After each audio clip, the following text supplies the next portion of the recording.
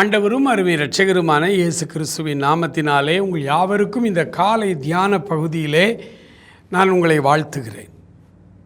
ஒரு சில வசனங்களை நாம் இந்த நாளிலே நான் உங்களுக்காக வாசிக்கிறேன். அதன் பிறகு நம்ம தியானிக்கலாம். எபேசியர்களது நிருபம் 4ஆம் அதிகாரத்திலே 17ஆம் வசனத்திலிருந்து சில வசனங்களை நான் உங்களுக்காக வாசிக்கிறேன். ஆதலால் கர்த்தருக்குள் நான் உங்களுக்கு சாட்சியாய் சொல்லி எச்சரிக்கிறது என்னவெனில், மற்ற புறஜாதிகள் தங்கள் வீணான சிந்தனையிலே நடக்கிறது போல நீங்கள் இனி நடவாமல் இருங்கள்.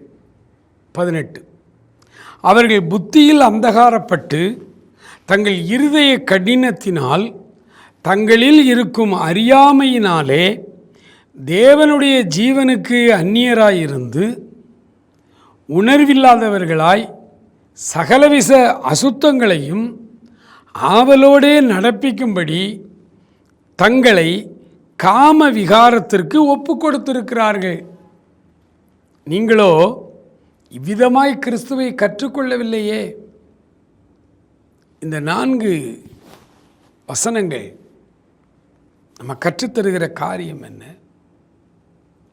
ஆண்டவர் சொல்கிறாரு, நீங்கள் கிறிஸ்துவினுடையவர்கள், கிறிஸ்தவர்கள், மற்றவர்கள் புறவினத்தார், புறஜாதிகள்.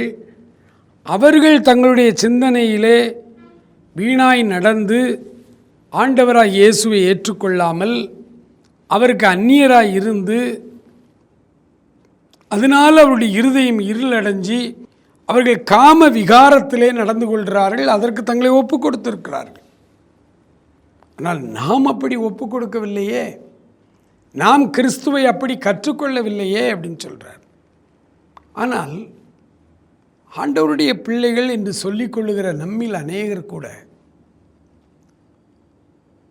இருதயத்தின் ஆழத்தில் யாருக்கும் தெரியாமல் சில காம விகாரத்திற்கு நம்மை ஒப்பு கொடுத்துருக்கிறோமே. ஒருவேளை வெளியரங்கமாய் நம்ம தவறு செய்வதில்லை, ஏன்னா நம்ம ரட்சிப்பின் அனுபவத்தை பெற்றுவிட்டோம், ஊழியம் கூட செய்து கொண்டிருக்கிறோம். ஆனாலும் அந்த காம விகாரத்திலிருந்து நம்ம வெளியில் வரலையேனோ. நம்முடைய சரீரத்தின் அவயவங்களை அதற்கு ஒப்பு கொடுக்கிறது காரணம் என்ன? ஆண்டவரை குறித்த அறியாமை. உணர்வில்லாதவர்களாய் மாறி போகிறோம். ஆண்டவருடைய பிள்ளைகளாகிய நாமும் கூட வீணான சிந்தையிலே நடக்க ஆரம்பிச்சிட்டோம்னா உணர்வில்லாமல் போய்விடுவோம். அப்படி உணர்வு இல்லைனாலே சகலவித அசுத்தங்களையும் ஆவலோடு செய்ய ஆரம்பிச்சிடும். இன்றைக்கி அநேகருடைய கிறிஸ்தவருடைய நிலைமை அப்படித்தான். அதனால தான் அதை பின்மாற்றம்னு சொல்கிறோம்.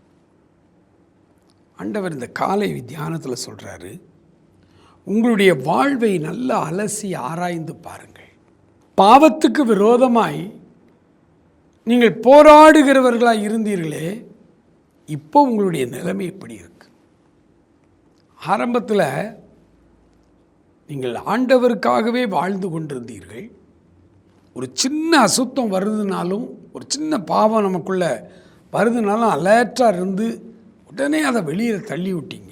அப்போ எல்லா ஆவிக்குரிய உணர்வுகளோடு நீங்கள் இருந்திருக்கிறீர்கள்.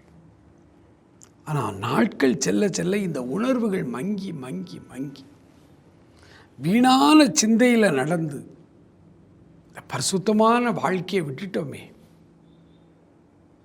ஆண்டவர் இந்த காலை வேளையில் உங்களை பார்த்து, என் மகனே, என் மகளே, நான் உன்னை எப்படி அழைத்திருந்தேன், எப்படி கற்றுக் கொடுத்திருந்தேன், இன்றைக்கு நீ எப்படி இருக்கிறாய்? மனம் திரும்பு என்று சொல்லுகிறார். உங்களைத்தான் நேரடியாக அவர் சொல்லுகிறார். நீங்கள் உணர்வு குறைந்து கொண்டே இருக்கிறீர்கள். காம விகாரம் உங்களுடைய வாழ்விலே, சிந்தையிலே வந்திருக்கிறது. அதிலிருந்து வெளியே வாருங்கள் என்று ஆண்டவர் இந்த காலை தியானத்திலே நம்மை பார்த்து அவர் அழைக்கிறார். ஆண்டவருடைய சமூகத்தில் இதுக்காகவே நீங்கள் தேவ சமூகத்தில் இன்றைக்கி ஜெபம் பண்ணுங்க. காலையில் இந்த நாள் முழுவதும் ஆண்டவர்கிட்ட சொல்லுங்கள், ஆண்டவர்கிட்ட மறுபடி உணர்வுள்ளவனாய் மாறணும். மறுபடி நான் வீணான சிந்தைக்கு போகக்கூடாது. மறுபடியும் என் உடலை காம விகாரத்துக்கு நான் ஒப்பு கொடுக்கக்கூடாது. என் சக பணியாளர்களிடத்தில் நான் கண்ணியமாய் நடந்து கொள்ளணும். சொல்வீங்களா? ஆண்டவர் உங்களை ஆசீர்வதிப்பாராக. ஆமென்.